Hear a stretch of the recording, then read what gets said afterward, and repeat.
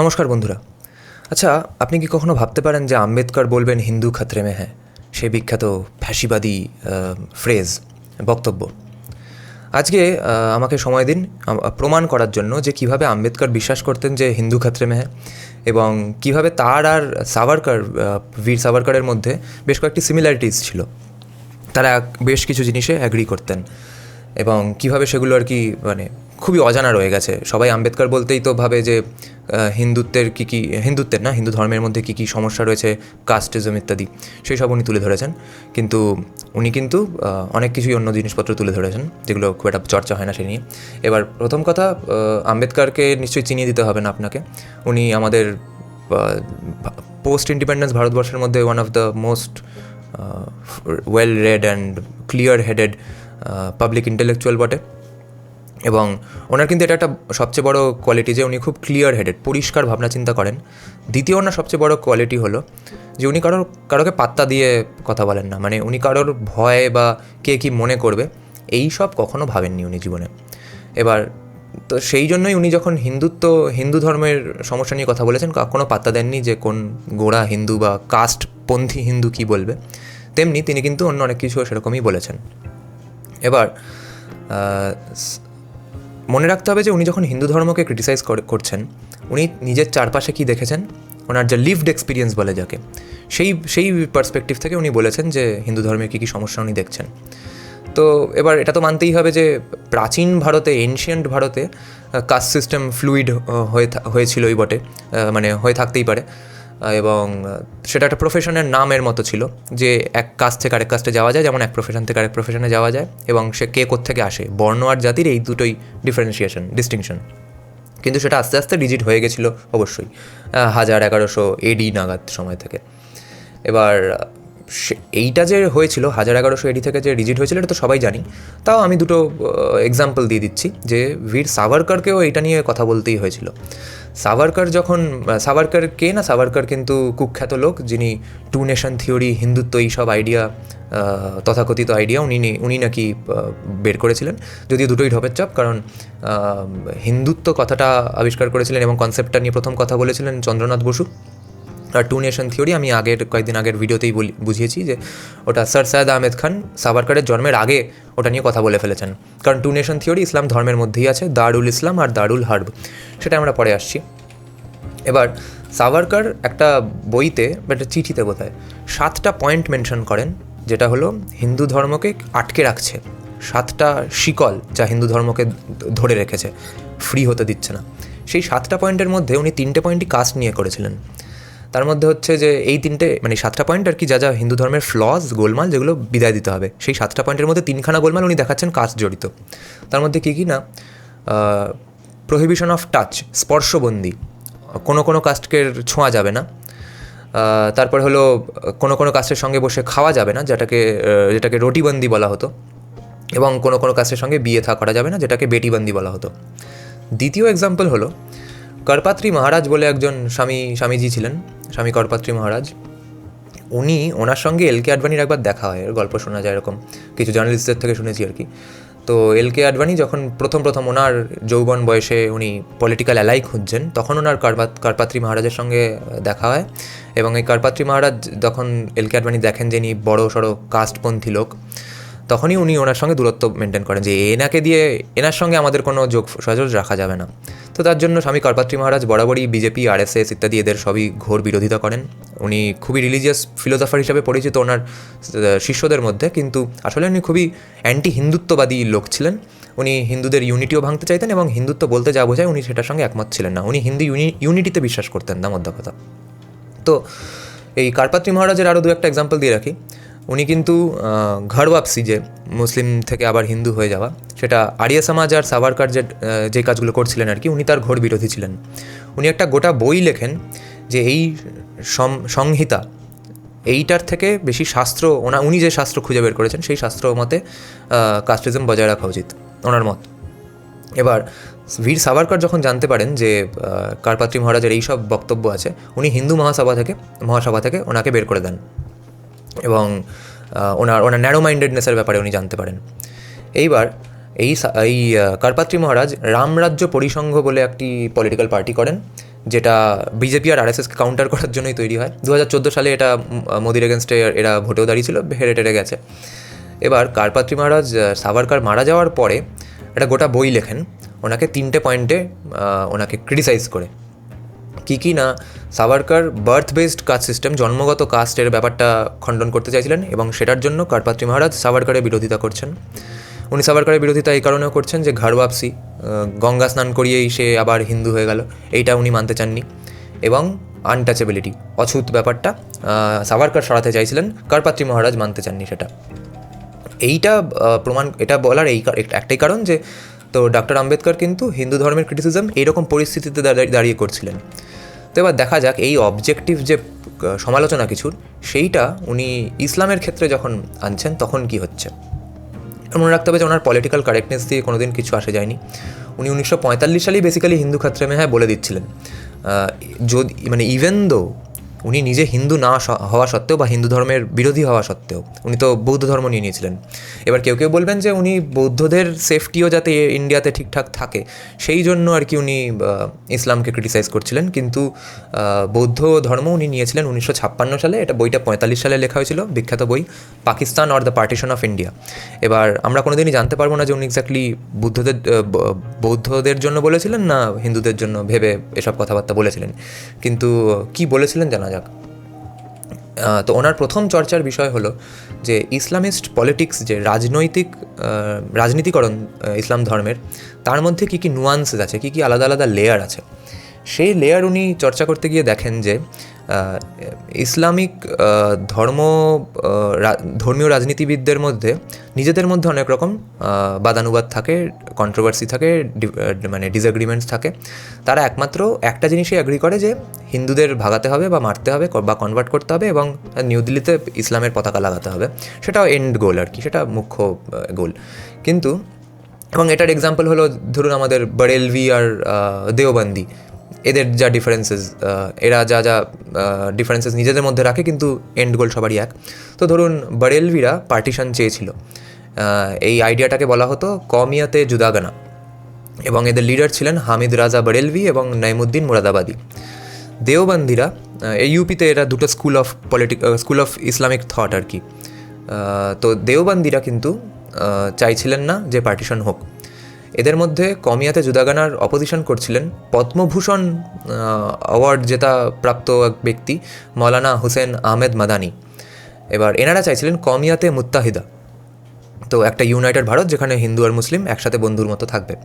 এবার আমার পার্সোনালি মৌলানা মাদানিকে নিয়ে অতটা পড়াশোনা নেই যে আমি জানবো যে এক্স্যাক্টলি উনি কী কারণে কমিয়াতে মুত্তাহিদা চেয়েছিলেন, যে সত্যি হিন্দু আর মুসলিমদের বন্ধুত্ব চেয়েছিলেন নাকি ভারতে থেকে ভারতকে দারুল ইসলামে পরিবর্তিত করার প্ল্যান ওনার ছিল।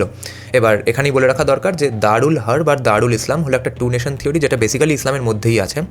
দারুল হার্ব হলো এমন একটা দেশ বা একটা ল্যান্ড যেখানে ইসলামিস্ট লোকজন ক্ষমতায় নেই, কিন্তু সেখানে ইসলামের ধর্মের লোকজন থাকে।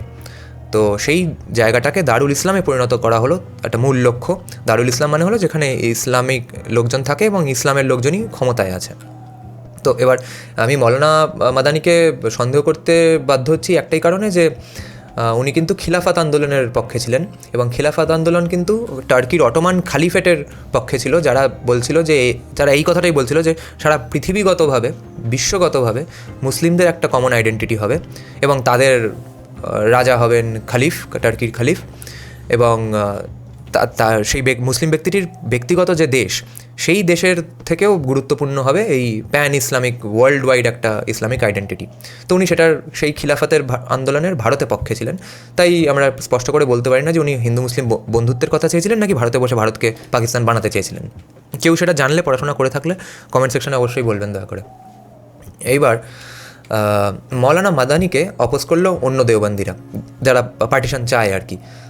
তাদের লিডার হলেন আশরাফ আলী থানভী। এবার মজার ব্যাপার, এনার নামেই আশরাফ রয়েছে। তো এক্ষেত্রে বলে রাখা দরকার যে ভারতের যত মুসলিম তার মধ্যে কিন্তু 10% হলো এই আশরাফ বলে একটা আপার ক্লাস অফ মুসলিম। এরা হলো যাদেরকে আমরা মুসলিম বলতে প্রথমে ভেবে নিই যে শেরওয়ানি পরে, বিরিয়ানি খায়, উর্দু পোয়েট্রি করে। এরা কিন্তু 10%। এরা কিন্তু বাকি 90% যাদেরকে আজলাফ আর আরজাল বলা হয়, তাদেরকে ফাটিয়ে অপ্রেস করে।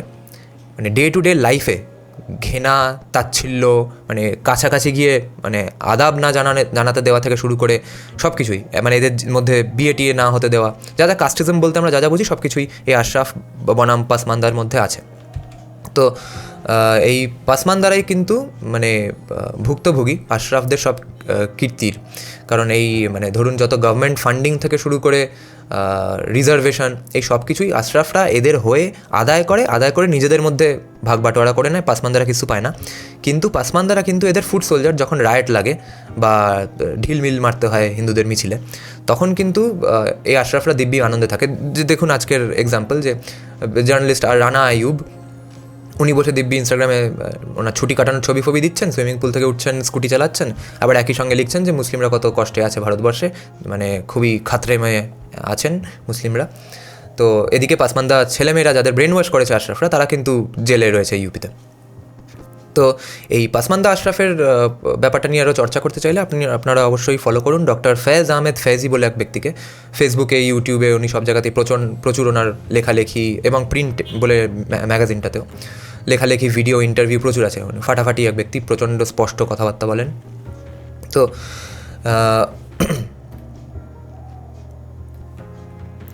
একটু টপিক থেকে সরে গেছিলাম, তার জন্য ক্ষমা চাইছি। এবার আম্বেদকরের যে এই চর্চাটা, যে মুসলিমদের মধ্যে যে বিরোধ এবং তাদের কমন গোল হলো হিন্দুদেরকে ধরা, সেই বক্তব্যে, সেই মর্মে আম্বেদকর কি লিখছেন তার বই Pakistan or the partition of ইন্ডিয়াতে। These invasions of India by Muslims were as much invasions of India as they were wars among the Muslims themselves. This fact has remained hidden because the invaders are all lumped together as Muslims without distinction. আমরা মুসলিম বলতে সব মুসলিম একসঙ্গে বুঝি, তাদের মধ্যে কোনো আলাদাগুলো চর্চা করি না। কিন্তু but as a matter of fact, ওদের মধ্যে ছিল টার্টার্স, আফগানস অ্যান্ড মঙ্গলস। এদের মধ্যে কোন রাজা কী ছিলেন? Muhammad of Ghazni was a Tartar, Muhammad of Ghori was an Afghan, Taimur was a Mongol, Babur was a Tartar, while Nadir Shah and Ahmad Shah Abdali were Afghans. In invading India, the Afghan was out to destroy the Tartar, the Mongol was out to destroy the Tartar as well as the Afghan. They were not a loving family cemented by the feeling of Islamic brotherhood. ওদের মধ্যে খুব একটা ভ্রাতৃত্ববোধ ছিল না। They were deadly rivals of one another. And their wars were often wars of mutual extermination. দুজনেই দুপক্ষকে ধ্বংস করে দেওয়ারই যুদ্ধ ছিল। কিন্তু what is however important to bear in mind is that with all their internecine conflicts, নিজেদের মধ্যে যাই বিরোধ থাকুক, they were all united by one common objective, and that was to destroy the Hindu faith. এটা আম্বেদকর লিখছেন তার বইতে 1945 সালে। এবার আম্বেদকর যেহেতু ইসলামের ধর্ম নিয়ে পড়াশোনা প্রচুর করেছেন এবং ইসলাম ধর্মের রাজনীতি নিয়ে প্রচুর পড়াশোনা করেছেন, ওনার একটা মুখ্য চিন্তা ছিল যে ব্রিটিশ রাজের যে আর্মি, তখনকার যে ব্রিটিশ সোকল্ড ইন্ডিয়ান আর্মি, তার মধ্যে 34% ছিলেন মুসলিমরা। এই সূত্রে ওনার চিন্তা ছিল যে যদি পার্টিশন না হওয়া অবস্থায় এই আর্মি থেকে যায় এবং এই ইন্ডিয়া একটা ইউনাইটেড ইন্ডিয়া থাকে, সেই অবস্থায় বিদেশি কোনো মুসলিম শক্তি, ধরুন আফগানিস্তানি, যদি ইন্ডিয়ার ওপর হানা দেয়, এই আর্মিকে কি ভরসা করা যায় আদৌ, এবং হিন্দুরা কি সেফ থাকবে? এটা এক্স্যাক্ট ওনার প্রশ্ন ছিল, যে 34% মুসলিম যেহেতু আর্মিতে, তারা কি আদৌ ইন্ডিয়ার হয়ে লড়বে, হিন্দুদের বাঁচানোর জন্য লড়বে? আদৌ কি এই আর্মিকে ভারতের, যদি হিন্দুরা যদি ক্ষমতায় থাকে, কংগ্রেস ধরুন, তারা কি এই আর্মিকে আদৌ কাজে লাগাতে পারবে কোনো মুসলিম আগ্রাসনের বিরুদ্ধে? সেই নিয়ে উনি কী লিখেছেন, হিন্দু মুসলিম ইউনিটির ক্ষেত্রে উনি কী বলছেন সেটা আগে জেনে নিই। উনি বলছেন হিন্দুদের সেফটি নিয়ে, how far is it open to the Hindus to say that northern India is part of Aryavarta. Aryavarta আপনারা জানেন যে প্রাচীন ভারতের নাম, ভারতবর্ষ, ভারতখণ্ড, জম্বুদ্বীপ, আর্যাবর্ত, এগুলো সব ভারতের প্রাচীন নাম। How far is it open to the Hindus to say, because once it belonged to them, therefore it must remain forever an integral part of India? যে হিন্দুদেরকে এটা আদৌ বলার রাইট আছে যে পাকিস্তান, আফগানিস্তান সব এক সময় ভারতের অখণ্ড ভারতের মধ্যে ছিল বলে আজীবন থাকবে? Those who oppose separation and hold to the Islamic sentiment arising out of an ancient fact that northern India, including Afghanistan, was once part of India, and that the people of that area were either Buddhists or Hindus, must be asked, যারা এত ইউনিটির কথা বলে তাদেরকে জিজ্ঞেস করা দরকার, whether the events of these 762 years of incessant Muslim invasions, the object with which they were launched, and the methods adopted by these invaders to give effect to their object, are to be treated as though they were matters of no account. এই 762 বছর ধরে Islamic ইনভেশনস যা হলো, তা হওয়ার যা কারণ, কীভাবে হলো এই ইনভেশনের মধ্যে দিয়ে আমরা কী দেখলাম, সেইগুলো কি আমরা কিছু না দুধ ভাত বলে ছেড়ে দেবো? এটা আম্বেদকরের প্রশ্ন। Apart from other consequences which have flowed out from these invasions have, in my opinion, so profoundly altered the culture and character of the northern areas, which it is now proposed to be included in a Pakistan, that there is not only no unity between that area and the rest of India, but that there is a matter of fact, a real antipathy between the two. তো এবার ওনার মতে উনি বলছেন যে আমার মতে এই ইনভেশনের জন্য যে কালচারের ওপর, যে মানসিকতার ওপর যা চেঞ্জ হয়েছে, তাতে ইউনিটি তো নেই, বরং শত্রুতা আছে ওই নর্থ ওয়েস্টার্ন আফগানিস্তান পাকিস্তান এলাকার লোকজন এবং বাকি ভারতের লোকজনের মধ্যে। এবার উনি যখন 34% সমস্যাটা নিয়ে কথা তুলছেন, আর্মি বাঁচাবে কি না আদৌ ভারতীয়দেরকে, হিন্দুদেরকে, সেই প্রশ্নে ডাইরেক্টলি উনি কী লিখছেন সেটা জেনে নিই। Can the Hindus depend upon such an army to defend the country against the invasion of Afghanistan? Afghanistan যদি ইনভেড করতে আসে, এই আর্মির ওপর কি আমরা ভরসা করতে পারি? Only the so-called Indian nationalists will say yes to it. যে অন্ধ দেশভক্ত জাতীয়তাবাদী, সে বলে দেবেন চুপচাপ একদম হ্যাঁ অবশ্যই। The boldest among the realists must stop to think before he can give an answer to the question. যে রিয়ালিটির সঙ্গে টাচে আছে তাকে কিন্তু আর একটু ভাবতে হবে, একটু ভেবে উত্তরটা দিন, আগেই পট করে হ্যাঁ বলে দেবেন না। The realist must take note of the fact that the Muslims look upon the Hindus as kafirs, who deserve more to be exterminated than protected. উনি বলছেন যে মুসলিমদের কাছে সব হিন্দুই কাফির এবং এদেরকে মারা দরকার মুসলিমদের মতে, এবং প্রোটেক্ট করার কোনো প্রশ্নই উঠছে না। The realist must take note of the fact that while the Musliman accepts the European as his superior, he looks upon the Hindu as his inferior. তো এই মুসলিম লোকেরা ইউরোপিয়ানদেরকে তাদের সুপিরিয়র ভাবতে পারে, হিন্দুদেরকে কিন্তু নিজেদের থেকে নিচেই মনে করে। It is doubtful how far a regiment of Muslims will accept the authority of their Hindu officers if they be placed under them. ওনার খুবই ডাউট আছে যে মুসলিম সোলজাররা তাদের ওপরে যদি হিন্দু অথরিটি বসে সেটাকে আদৌ মেনে নেবে কিনা। The realist must take note that of all the Muslims of Northwest is the most disaffected Musliman in his relation with the Hindus. এটাও মনে করিয়ে দিচ্ছেন যে যত মুসলিম আছে ভারতে, তাদের মধ্যে এই নর্থ ওয়েস্ট আফগানিস্তান পাকিস্তান এরিয়ার মুসলিমরা কিন্তু সবচেয়ে বেশি রেগে আছে হিন্দুদের ওপর, সবচেয়ে বেশি ঘৃণা করে হিন্দুদেরকে।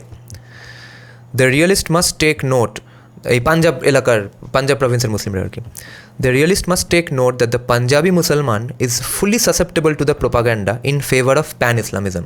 তো উনি বলছেন যে পাঞ্জাবের যারা মুসলমান তারা কিন্তু এই যে পৃথিবীগত বিশ্বগত একটা ইসলামিক আইডেন্টিটি, সেই প্রপাগান্ডার পক্ষে চলে যাওয়ার খুব সবচেয়ে বেশি সম্ভাবনা ধরে। Taking note of all these considerations, there can be very little doubt that he would be a bold Hindu who would say that in any invasion by Muslim countries, the Muslims in the Indian army would be loyal and that there is no danger of their going over to the invader. তো উনি বলছেন যে একজন সত্যি খুব সাহসী এক হিন্দু, এবং হয়তো মাথা মোটা আমরা ধরতে পারি, খুব সাহসী এক হিন্দু হবে যে বলবে যে হ্যাঁ যতই যা ইনভেশন হোক মুসলিম সোলজাররা কিন্তু লয়াল থাকবে ভারতের প্রতি, বা ইন্ডিয়ান আর্মির মুসলিমরা লয়াল থাকবে ভারতের প্রতি, এবং তাদের কোনো সম্ভাবনাই নেই ইনভেডারদের দিকে চলে যাওয়ার। এইটা একজন খুব সাহসী হিন্দুই বলতে পারবে, কিন্তু যেটার সঙ্গে আম্বেদকর নিজে অ্যাগ্রি করেন না। Even Theodore Morrison, writing in 1899, was of the opinion that the views held by the Mohammedans, certainly the most aggressive and truculent of the peoples of India, are alone sufficient to prevent the establishment of an independent Indian government. এবার উনি Thomas Morrison বলে এক ব্যক্তির line coat করছেন, যিনি লিখেছেন যে মুসলিমরা, বা মাহমেদান বলা হতো তখন, মুসলিমরা যারা সবচেয়ে বেশি অ্যাগ্রেসিভ, সবচেয়ে বেশি ট্রাকিউলেন্ট, সবচেয়ে বেশি আগ্রাসী এবং উগ্র নীতিবাদী মানুষ, তারা কিন্তু একাই ইন্ডিপেন্ডেন্ট ইন্ডিয়ান গভর্নমেন্ট আটকে দেওয়ার জন্য এনাফ আর কি। এবং were the Afghans to descend from the north upon an autonomous India, The Mohammedans, instead of uniting with the Sikhs and the Hindus to repel them, would be drawn by all ties of kinship and religion to join this flag. তো উনি বলছেন যে এবার যদি আফগানরা north West থেকে আসে যুদ্ধ করতে, তখন কিন্তু মুসলিমরা শিখ আর হিন্দুদের সঙ্গে হাত মিলিয়ে যুদ্ধ করার বদলে তার কিন্তু প্রচণ্ড সম্ভাবনা সে তার ভ্রাতৃত্ববোধ এবং ধর্মের পতাকা অবলম্বন করে তার সঙ্গে গিয়ে হাত মিলিয়ে নেবে। And when it is recalled that in 1919 the Indian Muslims who were carrying on the Khilafat movement actually went to the length of inviting the Amir of Afghanistan to invade India, the view expressed by Sir Theodore Morrison acquires added strength and ceases to be a matter of mere speculation. তো এখানে আম্বেদকর বলছেন যে আমরা তো দেখেইছি যে 1919 সালে ভারতীয় মুসলমানরা খিলাফত মুভমেন্টের হাত ধরে খিলাফত মুভমেন্ট চালানোর জন্য আফগানিস্তানের আমিরকে বলেছিলেন যে ভারতবর্ষ ইনভেড করে ফেলো, এবং এইটা হলে কিন্তু স্যার থিওডোর মরিসনের বক্তব্যটা আরও বেশি গুরুত্ব পেয়ে যায়। আম্বেদকর লিখছেন, how this army composed of the Muslims of the Punjab at the north West frontier Province, যেটাকে পরে আফগানিস্তান নাম দেওয়া হয়েছে, how this army of composed of Muslims of এই দুটো জায়গা will behave in the case of an invasion by Afghanistan is not the only question which the Hindus are called upon to answer. এটাই একমাত্র প্রশ্ন নয়। There is another and equally important question on which the Hindus must ponder. আরও একটা প্রশ্ন আছে, সেই প্রশ্ন হলো, will the Indian government be free to use this army, whatever its loyalties, against the invading Afghans? ভারতের সরকারের কি আদৌ অধিকার থাকবে এই আর্মিটা, এই 34% মুসলিমওয়ালা আর্মিটাকে ইউজ করার আফগানিস্তানের বিরুদ্ধে? In this connection, attention must be drawn to the stand taken by the Muslim League. It is to effect that the Indian army shall not be used against Muslim powers. There is nothing new in this. This principle was enunciated by the Khilafat Committee long before the League. উনি একটা মারাত্মক ভয়ঙ্কর point তুলছেন যে Indian গভর্নমেন্টের আন্ডারে এই 34% মুসলিমওয়ালা Indian army আফগানিস্তানের বিরুদ্ধে ইউজ করা যাবে কি যাবে না, সেটা তো একটা বড় প্রশ্নই, এবং এটা করা যাবে কি যাবে না তার জন্য আমরা উত্তরের জন্য একটা হিন্ট খুঁজতে পারি। সেই হিন্টটা কি না, মুসলিম লীগ যারা পাকিস্তান চাইছিল, যাদেরকে ধরে নিচ্ছি আমরা যদি ভারতে থাকি তারাও থাকবে, তো এই মুসলিম লীগের কিন্তু লিখিত পজিশন ছিল যে ইন্ডিয়ান আর্মিকে কখনো কোনো মুসলিম রান দেশের মধ্যে, যে এমন কোনো দেশ যেখানে মুসলিমরা ক্ষমতায় আছে, সেরকম কোনো দেশের বিরুদ্ধে ইউজই করা যাবে না। এটা মুসলিম লীগের ঘোষিত বক্তব্য ছিল। Apart from this, the question remains how far the Indian Muslims in future make it their article of faith. That the League has not succeeded in this behalf against the British government does not mean that it will not succeed against the Indian government. তো উনি বলছেন যে মুসলিম লীগ এই বক্তব্যটাকে ওদের মানে মূলধন বানিয়ে ফেলতে ব্রিটিশ গভর্নমেন্টের সামনে পুরোপুরি মানে সাকসেসফুল হয়নি, কিন্তু ইন্ডিয়ান গভর্নমেন্টের সামনেও যে সাকসেসফুল হবে না তার কোনো গ্যারান্টি নেই। The chances are that it will, because however unpatriotic the principle may be from the stand point of হিন্দুদের দিক থেকে যতই সেটা অ্যান্টি ন্যাশনাল হোক, it is most agreeable to the Muslim sentiment, and the Muslim League may find a sanction for it in the general support of the Muslim community in India. তো উনি বলছেন যে হিন্দুরা এই আইডিয়াটাকে আনপেট্রিয়টিক অ্যান্টি ন্যাশনাল ধরতে পারেন, কিন্তু মুসলিম সেন্টিমেন্ট কিন্তু অন্য কথা বলছে, এবং এই মুসলিম সেন্টিমেন্টকে কাজিয়ে মুসলিম লীগ কিন্তু এইটাকে মোক্ষম ল বানিয়ে ফেলতে পারে যে ইন্ডিয়ান আর্মির কোনো অধিকার নেই কোনো মুসলিম দেশের সঙ্গে যুদ্ধ করার। If the Muslim League succeeds in enforcing this limitation upon Indians' right to use her fighting forces, ভারতীয়দের তাদের আর্মিকে ব্যবহার করার এই রাইটটা যদি মুসলিম লীগ খর্ব করে ফেলতে পারে, what is going to be the position of the Hindus? This is another question which the Hindus have to consider. If India remains politically one whole and the two-nation mentality created by Pakistan continues to be fostered, the Hindus will find themselves between the devil and the deep sea, so far as the defense of India is concerned. এখানে উনি মোক্ষম কথাই বলছেন যে যদ্দূর ভারতের ডিফেন্সের প্রশ্ন আসছে, এক্ষেত্রে কিন্তু ভারত একদিকে শয়তান একদিকে গভীর সমুদ্র এইরকম পজিশনে পড়ে যাবে যদি মুসলিম লীগ এই ভারতীয়দেরকে তাদের নিজেদের আর্মি ব্যবহার করার ক্ষমতাটা কেড়ে নেয় মুসলিম লীগ। এবং যেহেতু মানে গোটা দেশ যদি একটা থেকে যায়, এক থেকে গিয়ে ভেতরে টু নেশন থিওরির ভাবনা চিন্তা যদি চলতে থাকে, এবং দেখে নিন উনি কিন্তু two nation mentality created by Pakistan বলছেন। উনি কিন্তু টু নেশন থিওরির জন্য সাভারকারকে দোষ দিচ্ছেন না। তো এখানেই আজকের ডিসকাশন শেষ, যে আম্বেদকর হিন্দু মুসলিম ইউনিটি নিয়ে কী ভাবতেন এবং পার্টিশন নিয়ে কী লিখেছেন, এবং কাল বা পরশু আমি আম্বেদকর সেপারেট ইলেক্টোরেট নিয়ে কী বলেছেন সেই নিয়ে একটা ভিডিও করার চেষ্টা করবো। সেপারেট ইলেক্টোরেট মানে হলো যে তখন একটা কনসেপ্ট করা হয়েছিল 1932 সাল নাগাদ, ওটাকে বাংলায় কী বলে জানি না, কমিউনাল অ্যাওয়ার্ড বলা হতো ইংলিশে, যে মুসলিমরা শুধু মুসলিমদেরকেই ভোট দেবে আর কি। এতে সমস্যা ছিল যে যেখানে হিন্দুরা মাইনরিটি সেখানে তাদের সমস্যা হয়ে যেত, মুসলিমরা মুসলিমদেরকে ভোট দিয়ে জিতিয়ে নিল কারোকে, এবং মানে হিন্দুরা বেসিক্যালি কারোকে ভোটই দিতে পারলো না। আবার হিন্দুরা যেখানে মেজরিটি সেখানেও সেপারেট ইলেক্টোরেট ছিল। তো এটা নিয়ে ডিটেলে পরে একদিন ভিডিও করব।